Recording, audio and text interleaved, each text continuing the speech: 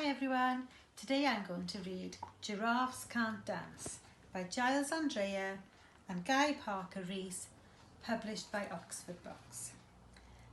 Gerald was a tall giraffe whose neck was long and slim, but his knees were awfully bandy and his legs were rather thin. He was very good at standing still and munching shoots off leaves, but when he tried to run around, he buckled at the knees. Now every year in Africa they hold the jungle dance, where every single animal turns up to skip and prance. And this year when the day arrived, poor Gerald felt so sad, because when it came to dancing, he was really very bad. The warthogs started waltzing, and the rhinos rock and rolled. The lions danced the tango, which was elegant and bold. The chimps all did a cha-cha-cha with a very Latin feel, and 8 baboons then teamed up for a splendid Scottish reel. Gerald swallowed bravely as he walked towards the floor, but the lions saw him coming, and soon they began to roar.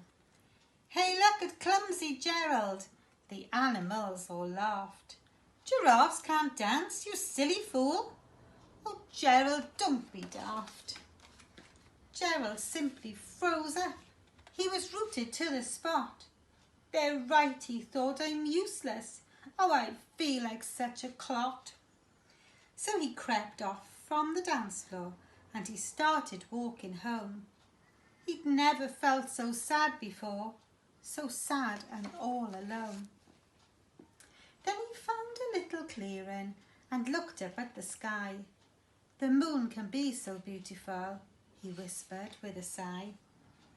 "Excuse me," coughed a cricket, who'd seen Gerald earlier on, "but sometimes when you're different, you just need a different song. Listen to the swaying grass and listen to the trees. To me the greatest music are those branches in the breeze. So imagine that lovely moon is playing just for you. Everything makes music if you really want it to." With that the cricket smiled and picked up his violin. Then Gerald felt his body do the most amazing thing. With his hooves started shuffling, making circles on the ground. His neck was gently swaying and his tail was swishing round. He threw his arms out sideways and he swung them everywhere. Then he did a backward somersault and leapt up in the air. Gerald felt so wonderful. His mouth was open wide. "I'm dancing, yes, I'm dancing. I'm dancing," Gerald cried. Then one by one each animal who'd been there at the dance arrived while Gerald boogied on and watched him quite entranced.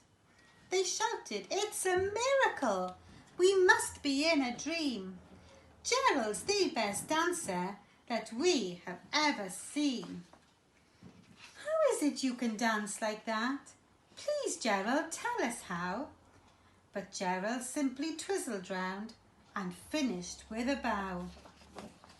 Then he raised his head and looked up at the moon and stars above. "We all can dance," he said, "when we find music that we love." The end.